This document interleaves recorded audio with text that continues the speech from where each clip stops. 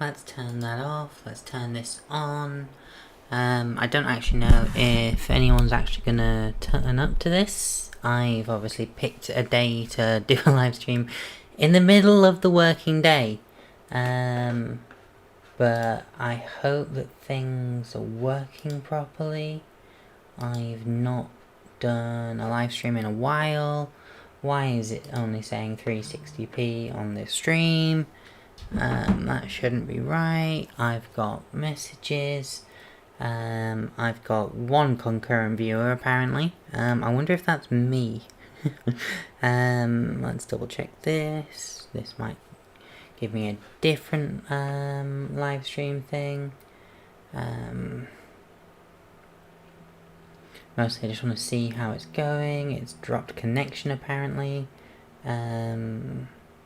Settings, quality, higher.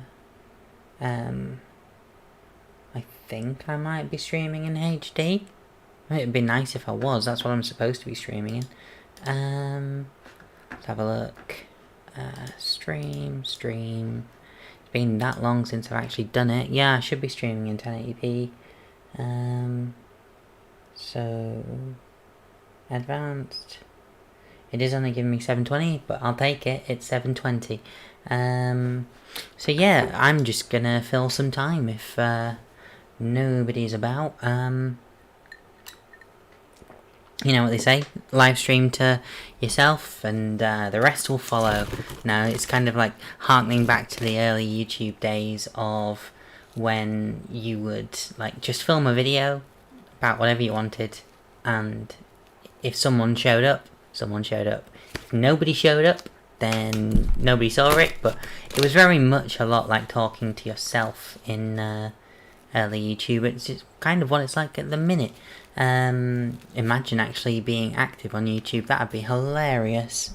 Yeah, I just filmed a video and thought I would take advantage of the fact that I've actually given some attention to the way that I am looking, and yeah, it's a nice thing, nice feeling.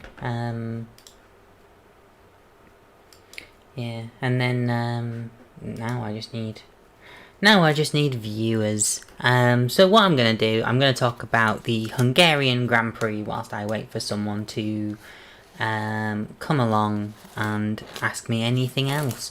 So this weekend we had the Hungarian Grand Prix in Formula 1 in Hungary. It's a race that I have mixed feelings about because it's in Hungary, where it's not the nicest of places for, you know, us trans people. But, you know, what can I say other than that's just kind of how F1 is. You know, I already don't watch Saudi. I'm just gonna check audio. Yeah, that's coming through. I don't watch Saudi. I don't watch the races in Qatar. Hungary's a bit different. It's an established race. Like, my view on the sort of Saudi and the Qatar races is that, of course, they are new additions to the Formula 1 circuit, and they come after a time where F1 claimed to be doing more things to promote diversity, so naturally they went and excluded a load of their audience. But yeah, Hungary, other than obviously the fact that it's a terrible place for trans people, the race was good. We had some very spicy radio. Let's talk about that for a start.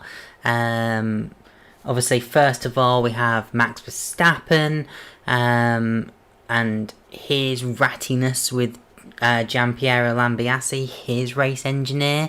Like, I think a lot of the comments regarding, like, you know, his extracurricular activities, they're very similar to the sort of comments that Lewis Hamilton got when he was at the peak of his rivalry with Nico Rosberg, and everyone was like, how are you supposed to focus on F1 when, you know, the weekends when you're not engaged in F1, you are partying, you are out with people, you are doing stuff. And it's like, well, he's still showing up to the track and performing, you know.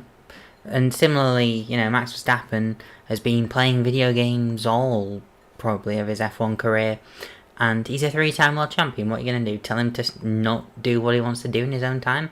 Like, yeah, it's going to happen anyway. But yeah, so we had that. We obviously had we had the turn 1 incident, which, you know, Max Verstappen went wide. There was nowhere for Norris to turn to, so yeah, Max should have given the position back, and, you know, if he'd given it back even quicker, he probably would have been able to get back ahead of Norris sooner rather than later. We had the I'm gonna get to the McLaren radio situation, but yeah. So what was I saying? McLaren radio. Yes, lots of team orders going on in Hungary as well.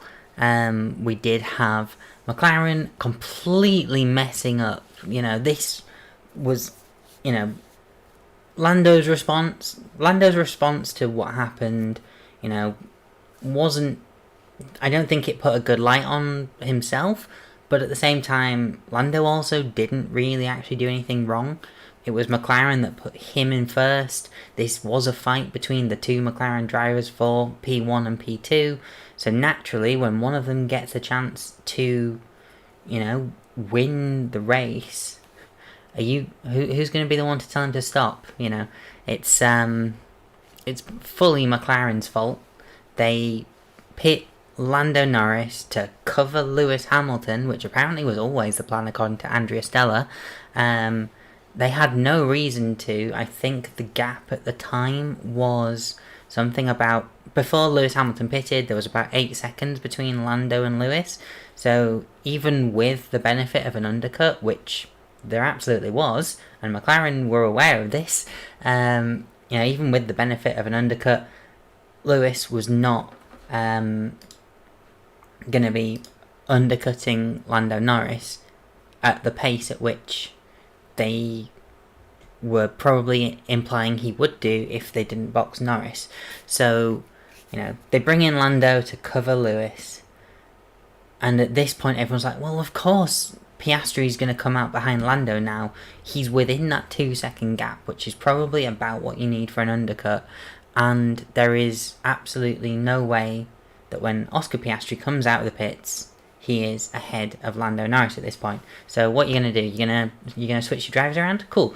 That is the instruction that they gave them when Oscar came out of the pits and was all of a sudden in second, and it was like, okay, switch positions at your convenience. Now, at your convenience is so open-ended. Really, what McLaren needed to do was be firm. Like, you know, you are ahead of Lando because we've pit you early.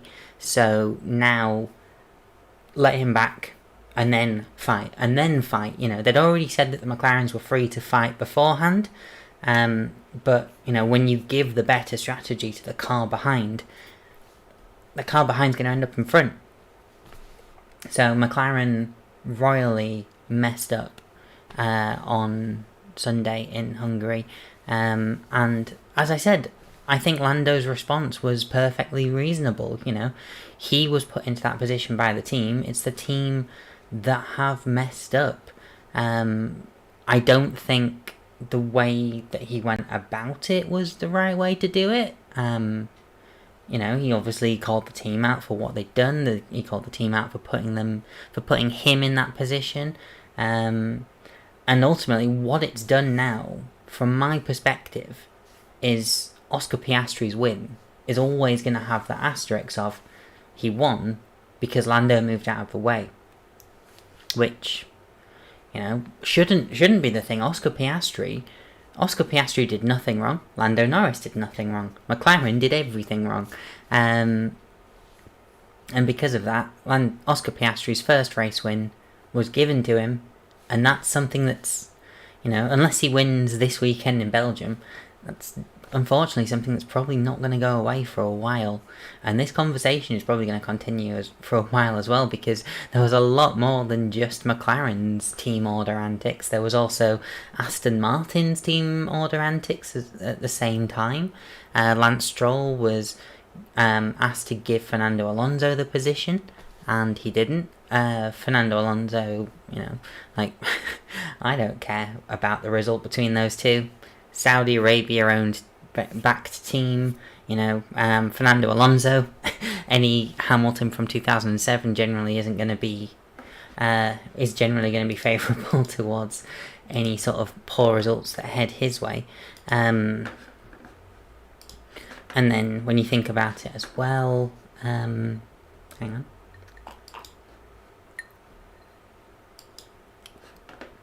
So yeah, when you think about it as well, the Aston Martins have not produced a good car this season. They don't understand their upgrades. I was saying this the other day when I was talking about Aston Martin's downfall.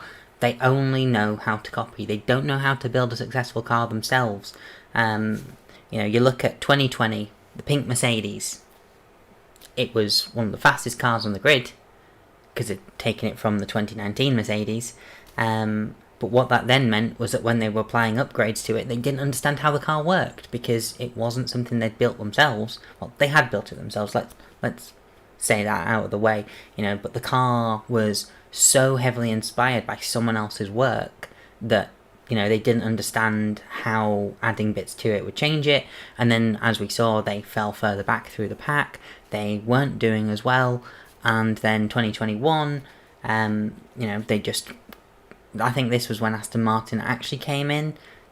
They weren't anywhere because they'd inherited a car that fundamentally wasn't theirs. And, you know, they hadn't put in the understanding. They'd stood on the shoulders of geniuses and, you know, had done nothing to earn that. 2022, new regulations, nobody to copy. They absolutely fuck up. Like, Sebastian Vettel and Lance Stroll in 2022 were absolutely nowhere for almost the entire season. If anything, the highlight of Aston Martin's season was having Nico Hülkenberg pop up for a few races. 2023, obviously last season, they've got Fernando Alonso, some fresh blood in the team, and yeah, it's a green Red Bull. They've copied Red Bull's designs from the previous season because that worked, and yeah, now we've got the green Red Bull. It's another team doing it's another, you know, season of Force India, Racing Point, Aston Martin copying someone else's work and making it work. You know, they were the second best team at the start of the season, and as soon as all the other teams were upgrading their car, they fell behind because their upgrades, funnily enough, didn't fix the car that they didn't understand. And what we've seen again is that continuation of 2024. The Aston Martin's nowhere because all they know is copying. They don't know how to do things themselves. Now, obviously, Adrian Newey is heavily rumoured to be joining this team. So, you know, what we could see in 2025, 2026 is a stronger Aston Martin if Adrian Newey joins. But at the same time, it's like, okay, he designs some parts of the car, he doesn't design the whole thing.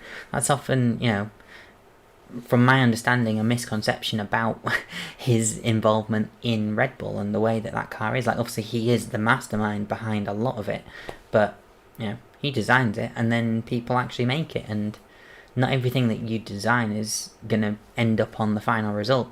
But then again, we've got 2026 coming up, fresh regulations, nobody to copy off.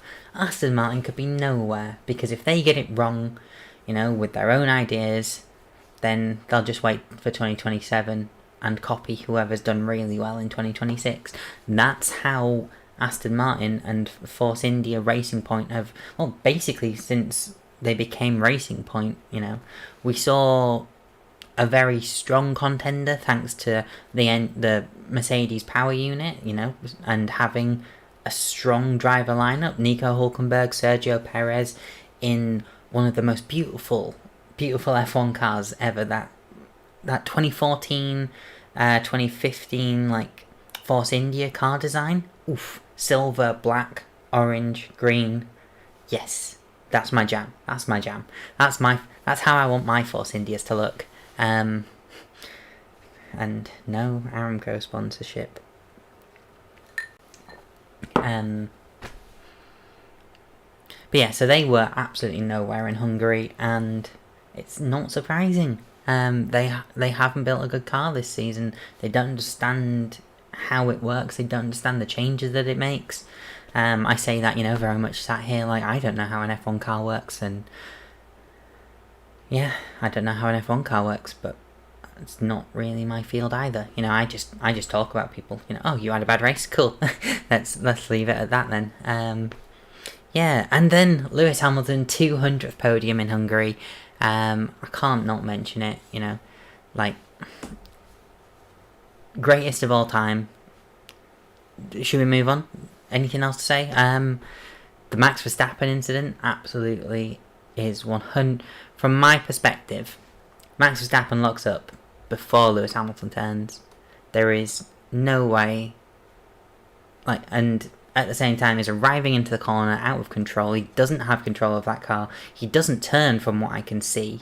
I've watched the replays a few times, and not just for my own personal enjoyment. But you know, I don't think he turns at all, going into a slow right-hander. Yeah, he got a good slipstream from Lewis and the Williams, I think it was, that he was lapping at the time. Obviously had the DRS as well, but ultimately, you know, going down that one overtaking opportunity, really, hasn't got a chance. And there was a few corners, there was a few laps earlier, obviously going into turn 4. It's not an overtaking opportunity these days with how fast the cars take it. And there was talk of Lewis, like, you know, changing lanes and stuff in the braking zone, but you can't make that corner from that angle, at least not without going wide. Ooh, excuse me. At least not without going wide. So when, you know, he does turn right again to retake the line, that, from my perspective, that is a perfectly serviceable and legal move. Yeah. So yeah, that was Hungary. I wasn't on Grid Talk because of the reasons I mentioned earlier. That was just a good way of starting this, you know, random live stream that I'm doing. At 3:20 p.m. during the working day, so of course no one's actually around. So at the minute I am just rambling to myself. So if you're watching this on demand afterwards, well, you haven't let me down, I promise. I just chose to do this the day that you know, I'm not at work. I've done some filming, and you know, look at me. I can't not take advantage of this. Yeah.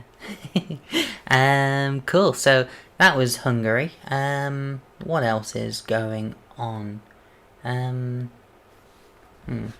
are things that I can talk about. I made a list somewhere. They just aren't there.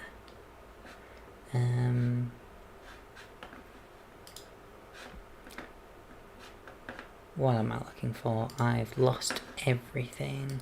I am on a new device. I say a new device. I am back on a device that I previously had. So yeah. What should I talk about? It is my 7th vagina anniversary on Saturday. I have a video filmed. I have just filmed it today, so you know, I don't know what it looks like. I don't know how it's gonna be, but you know, I had to really build up to this, and you know, there's definitely been something to say about my own YouTube channel activity, and I think I've said it before. I've definitely you know, there have been plenty of occasions where I've been like, okay, cool, YouTube just isn't what I'm jamming at the minute. It's not something that I have felt capable of putting energy into, and partly that comes down to the fact that I know where my skills are, I know where my standards should be, and it never quite pays.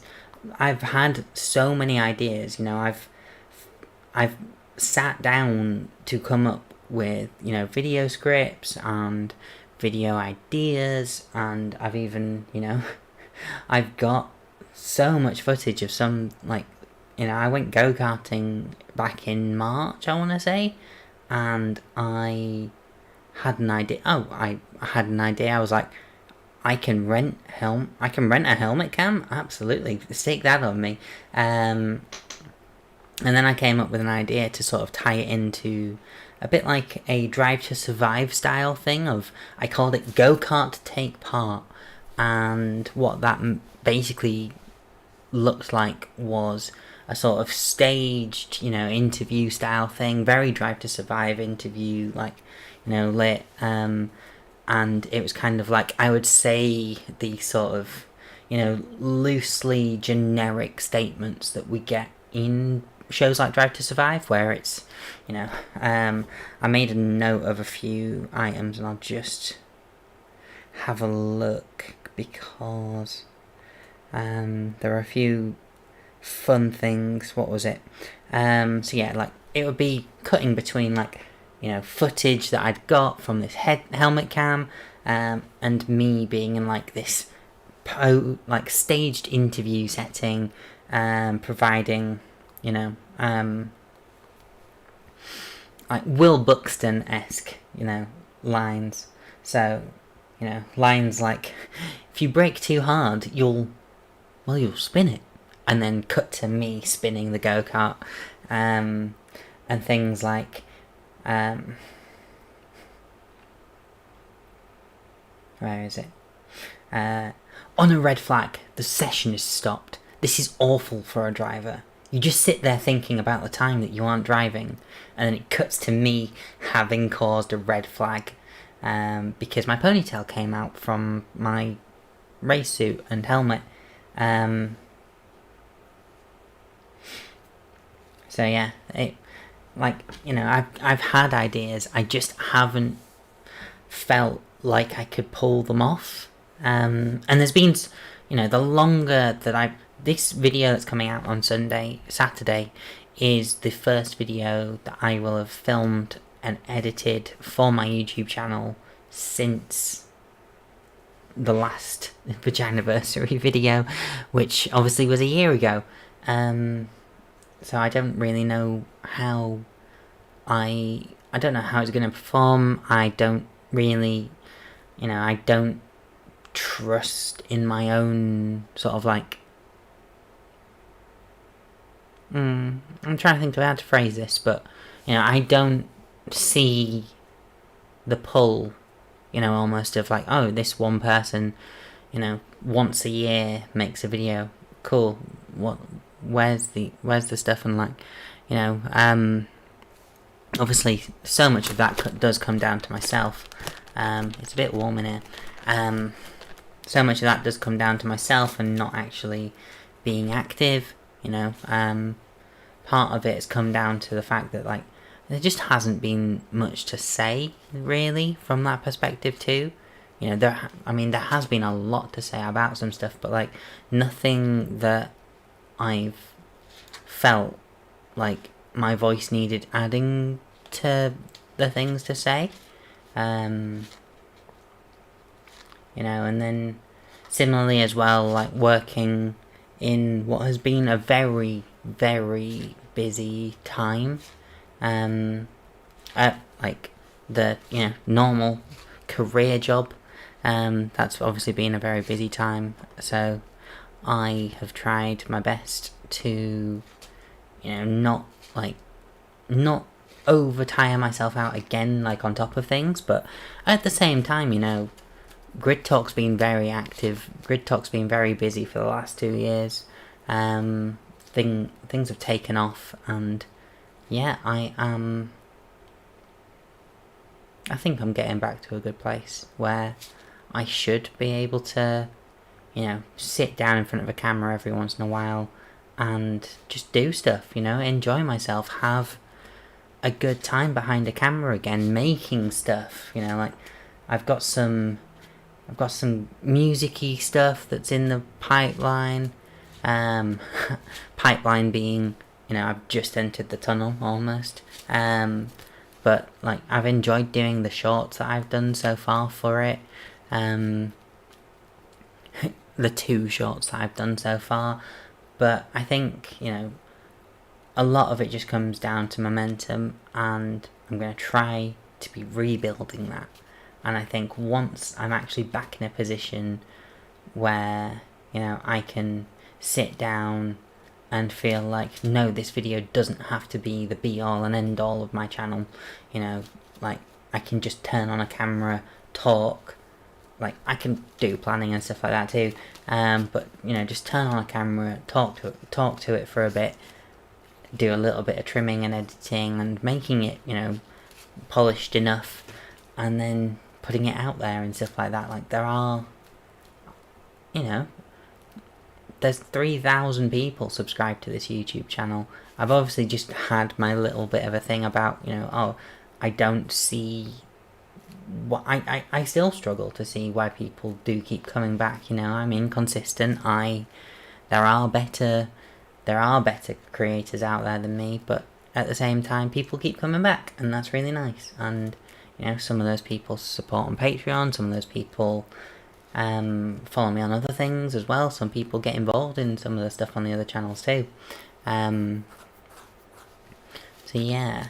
What else was I going to talk about? Not Patreon, podcast. Fresh from the Scene. Yes, absolutely. So, Fresh from the Scene, I released a new episode last week featuring my very good friend Will Yates, from the Will Yates Experience, a musical group that, harken back to like the 70s, 80s pop scene. I very much enjoyed our chat. Will did the music for Fresh from the Scene, and he is that voice at the start of an episode that's like, you're listening to Fresh from the Scene, and I'm like, yeah, I should have, I finally got a chance to get Will Yates on the podcast, for the first time, since it started, and there was something to talk about, and we just sat down in this room using my lapel mic setup, which also then meant that, like, when one person was talking, the other person couldn't do anything without it being picked up on the microphones, because, I had 2 lapel mics going into one receiver. It's my setup, sue me. But then editing it as well was also very fun. We spoke for about an hour, and the final thing was about 45 minutes-ish. So, if you've not given that a listen, there's a link to, like, sort of the podcasty area in the description. Let me just double check that's right. Yes, it is. I changed podcast provider, so I wasn't sure as to whether I'd updated that since the last live stream. But yes, Fresh from the Scene with Will Yates, live on hopefully all of the podcast platforms. Like, when you change podcast provider, it doesn't necessarily carry across all of the other sort of like peripheral networks that you're already distributing to. So I changed from Audio Boom to Spotify for Podcasters, because Spotify for Podcasters was free, and it meant that, I wasn't having to spend like the £100 a year to release 2 to 3 episodes of a podcast that, isn't getting the thousands of plays. I'm getting some fun plays. Like, I think since I actually transferred to Spotify for Podcasters, I am now on, let's have a look at my analytics, which also reset when I transferred between old podcast and new podcast platform. But if I change plays to all time, what does that then tell me? Nothing, apparently. It hasn't updated.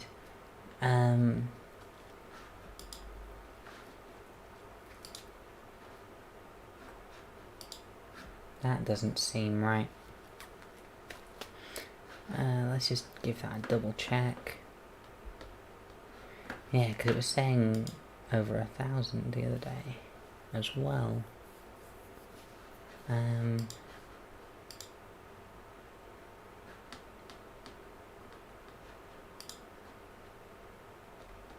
Unless I was looking at something different, but I don't think I was. Anyway, that is not as important, really, is it? Plays, stats, all that doesn't make a difference. but I was on quite a few beforehand, and then I've obviously moved around. Hey, George is here. Hi, George. How's it going? Doing a live stream as soon as I sit down to do some writing. Great timing. Well, it's great timing that you've joined. I've kind of been talking to myself for the last half an hour, and I'm fully accepting of that. But you've missed the first part of the F1 chat. I was talking about the Hungarian Grand Prix from the weekend earlier, and then I was talking about, I obviously talked about Max Verstappen, the McLaren stuff, the Hamilton podium, number 200, greatest of all time, all that jazz.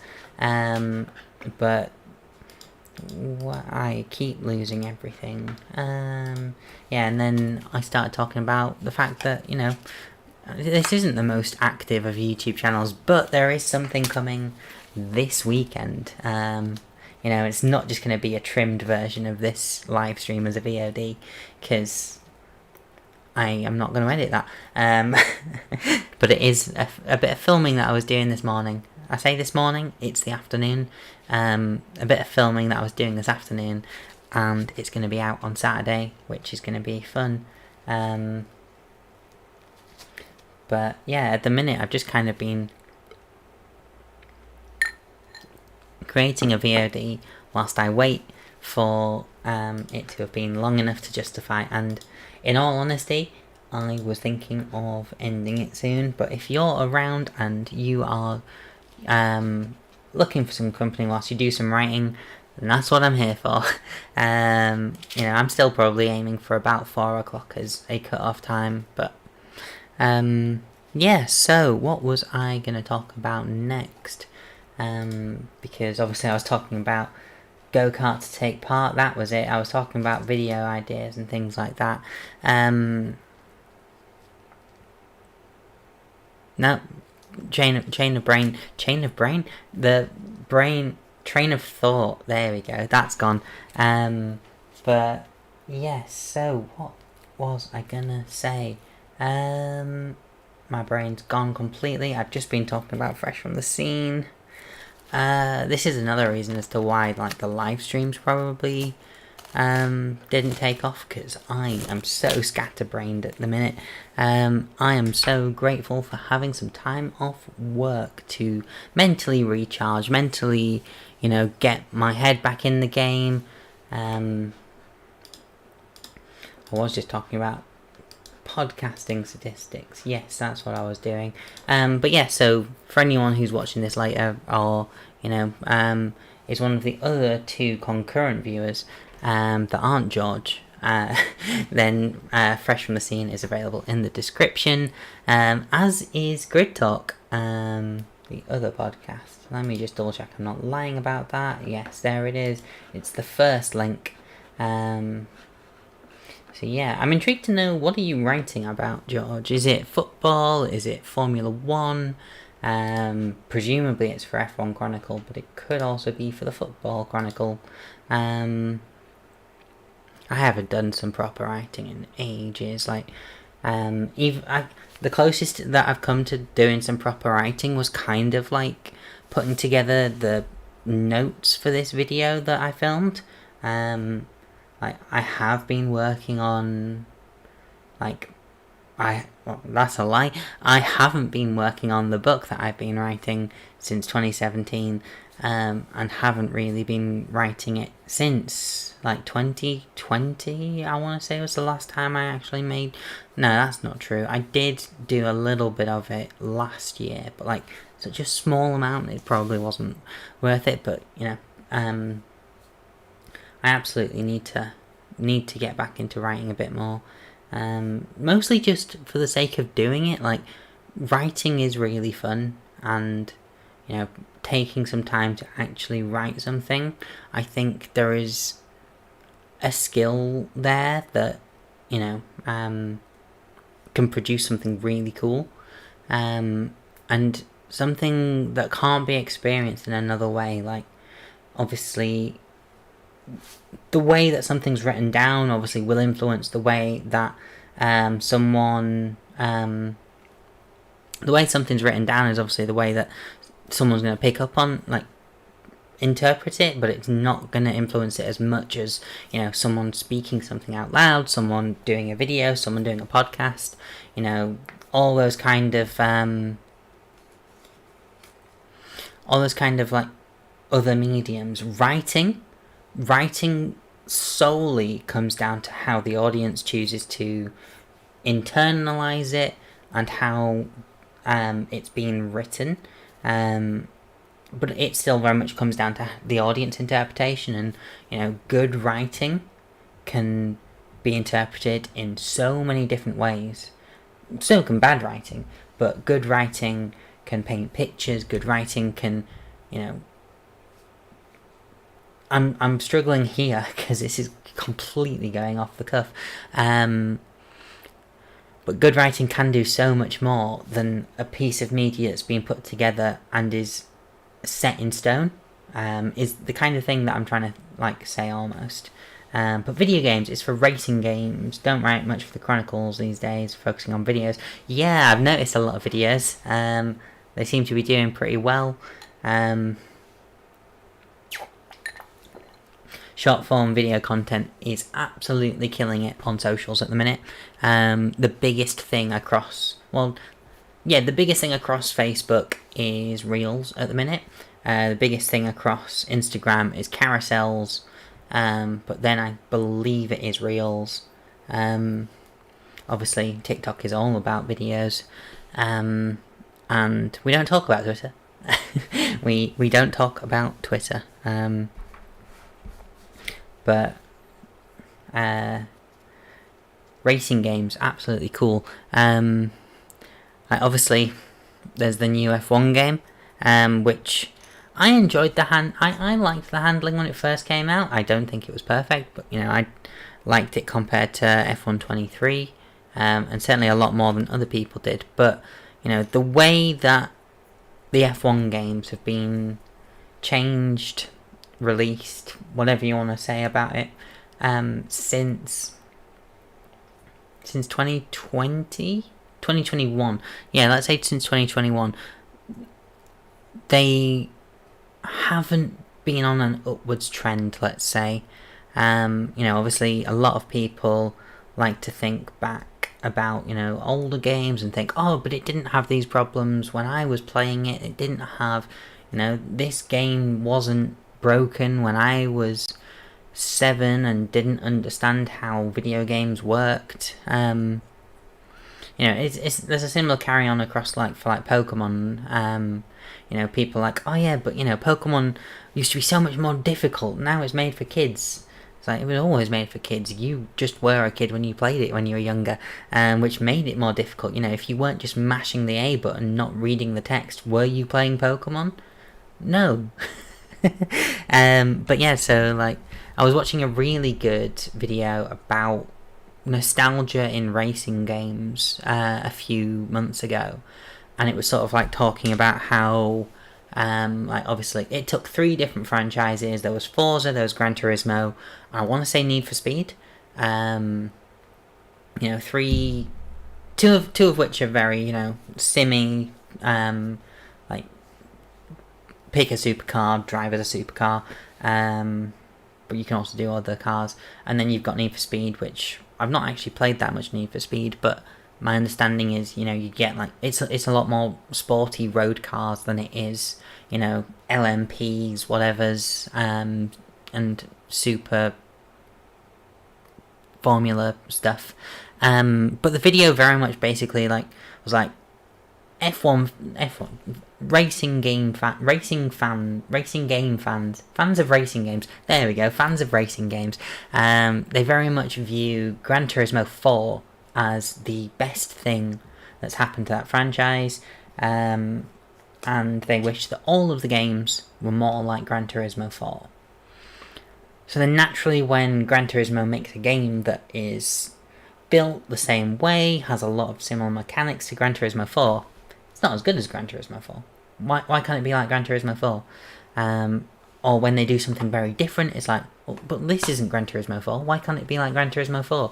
And I guarantee that, who is it that makes? Sony, whichever branch of Sony makes Gran Turismo, You can guarantee they could release Gran Turismo 4 remastered, and people would be like, yeah, but it's not Gran Turismo 4.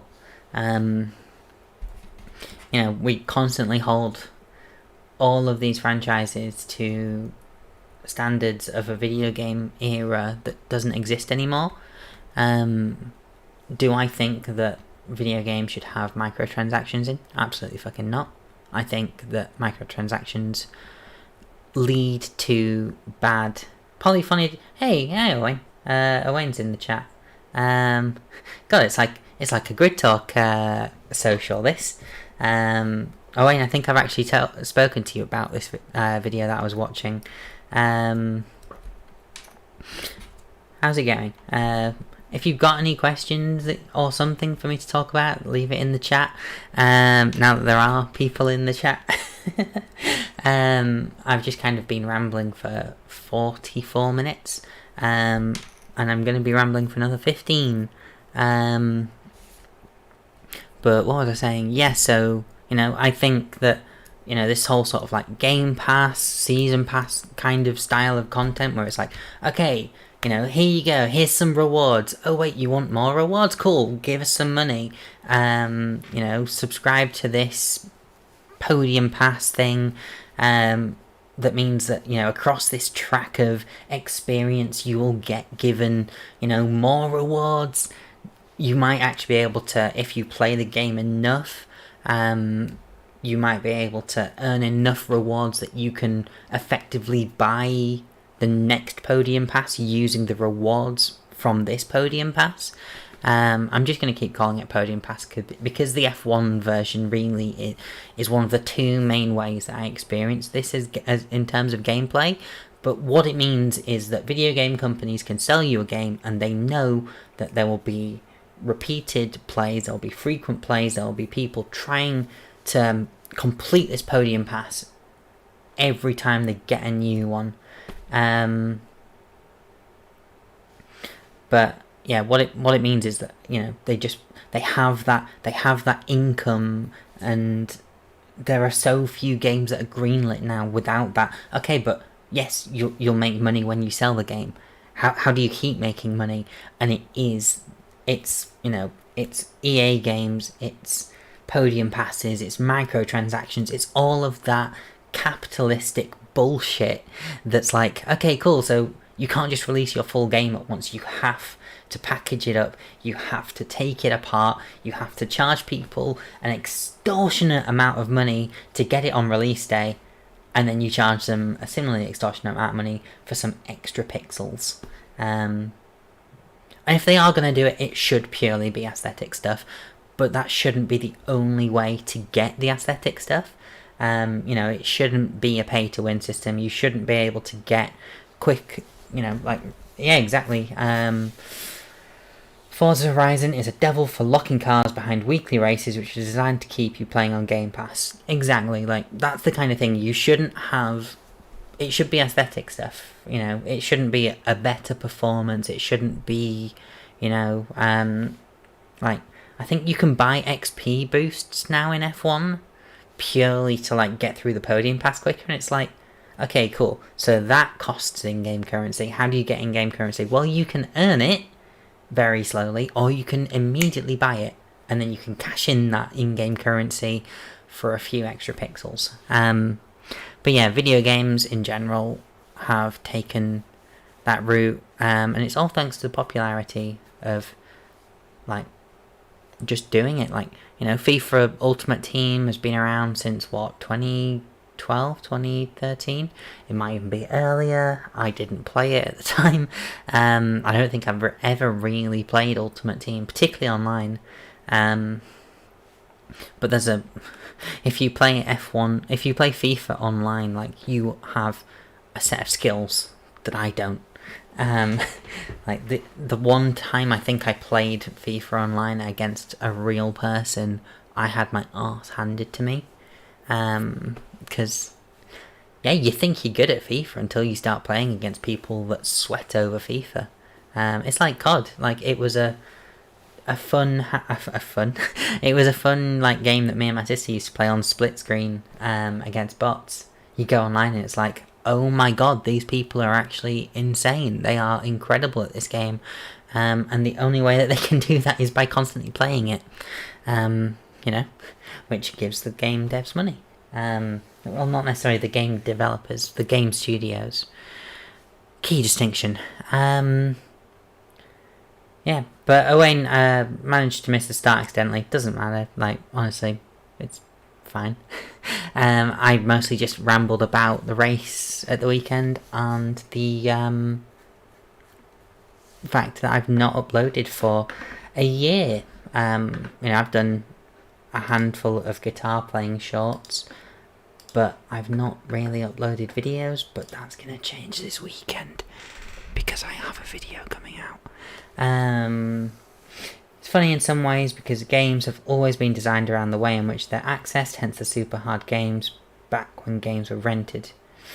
Yeah, exactly. You keep renting a game because you want to keep playing it because you need to get better at it. You need to beat that boss. You need to finally do the thing that you're supposed to do in the game. And then it became, stream our game or download it digitally for a monthly cost, and then give us a monthly cost for some access to a tier of upgrades that you still have to play to get, and then give us a monthly cost or a one-off cost in order to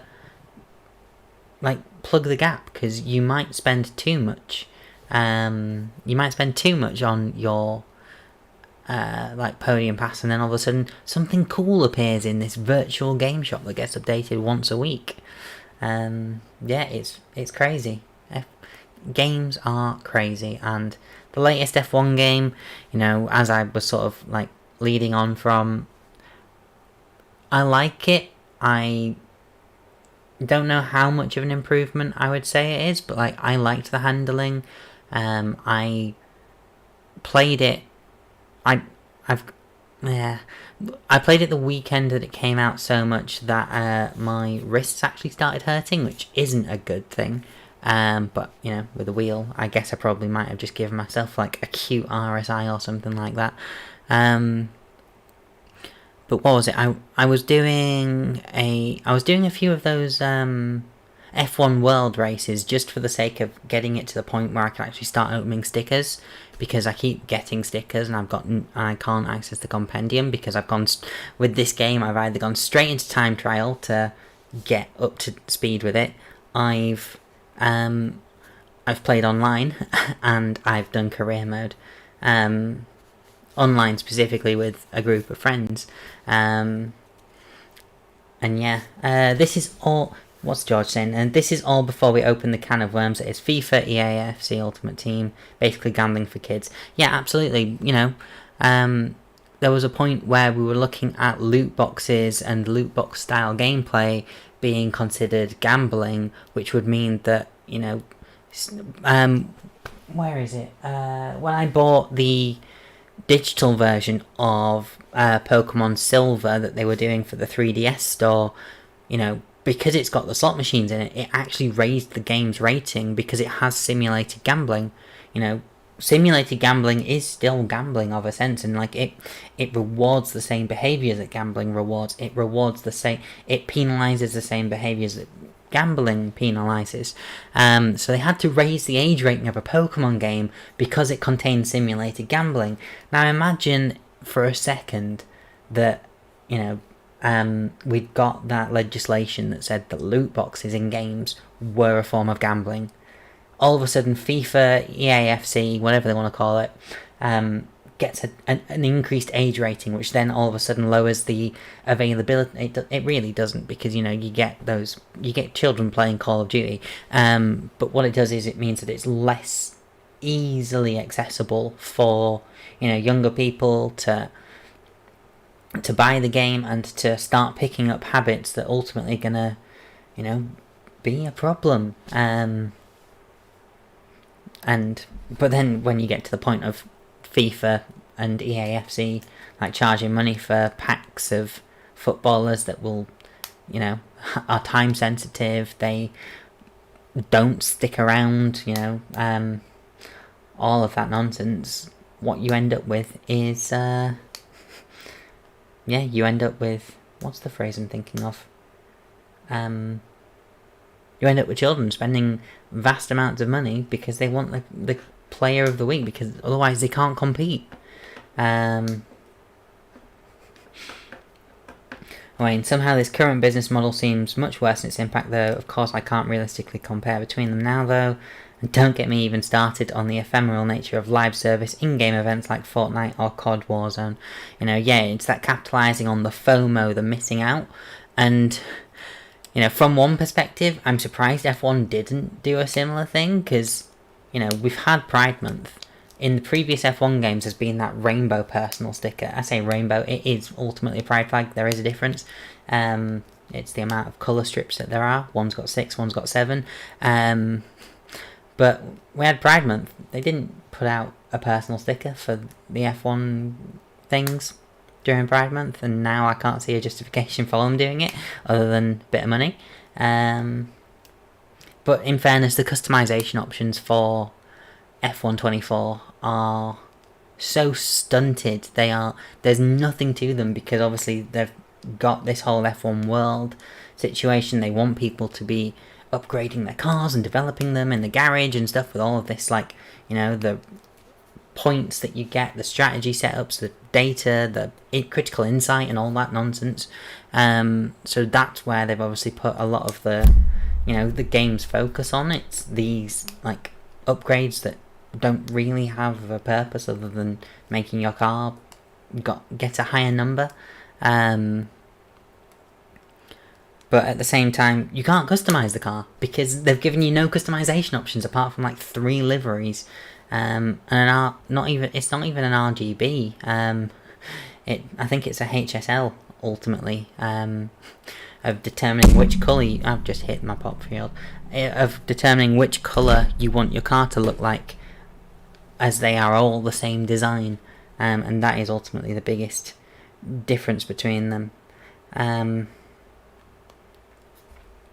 So yeah, I think F1 24 has got some good things. I like, you know, I did the Belgian Grand Prix yesterday, I want to say. Was it yesterday?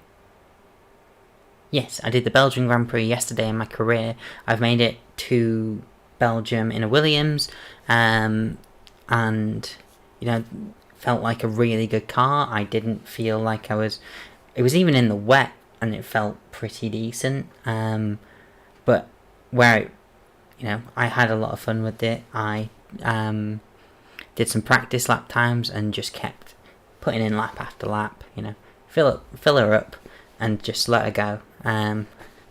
You know, what was I saying? Yeah, F1 24. I like it. I don't think it's the best game. I think there are, to actually get back to the roundabout point I was making about, you know, the nostalgia of sports video games. You know, I remember really enjoying F1 2014 when it came out, and retrospectively, not a lot of people like that game. So I don't know where my position is on it, but, you know, I much prefer F1 24 to, you know, like 22 that we got. I think 22 struggled from being a new game, well, a new regulation, and, you know, F1 21 I don't think 2021 did as well, so I think they were a bit apprehensive. As in, like, you know, from a fan perspective, I think a lot of people weren't a big fan of how a lot of things changed in 2021 compared to 2020. F1 2020 obviously is considered the best of recent years, but what they did in F1 2020 was they just made all the classic cars worse. You know, you had no handling to them, they weren't great. But yeah, I think I'm going to start wrapping this up because I actually haven't had lunch and it's nearly 4 o'clock. I was filming from lunchtime and then basically set myself half an hour to get set up, and even then I was still pushing it. So I am going to wrap this up, take it to 4 o'clock at the very least. So yeah, that's my ramblings around racing games, and I eventually got to a point that, you know, I said that I think F1 24 is better than 22. I don't necessarily know. You know, there's obviously less content in it, and it's more expensive. But at the minute, it's discounted on the PlayStation Store. If you haven't been buying it because you think that £80 for a game, rightfully so, is too much money for a game. You know, what happened to buying a video game for 30 quid, taking it home, plugging it in, and playing it? You don't get that. Plugging it in? Yeah, plug in your video games. Plug in your video games, kids. But no, I will end this with keep an eye out for a video that I've got coming out on Saturday. Go listen to last week's Fresh on the Scene. Go listen to the Hungarian Grand Prix review that we did at Grid Talk, and keep an eye out for the Belgian Grand Prix preview. Belgian Grand Prix preview.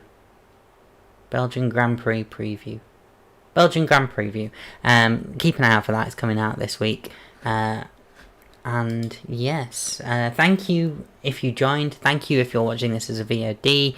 I hope you've got something out of it. I might do more of these, and I might try and do them at a time when it's not during, most people's work hours. The only reason that this lined up was because I'm not working, as you can see. But yeah, absolutely. And thanks, George. Thanks, Owain, for engaging in the live chat. I hope the writing's going well, and I hope whatever Owain's up to is good. And anyone else who's watching, I hope you've enjoyed too. But on that note, I've been Ruby Price, and I shall see you next time. Adios. Bye.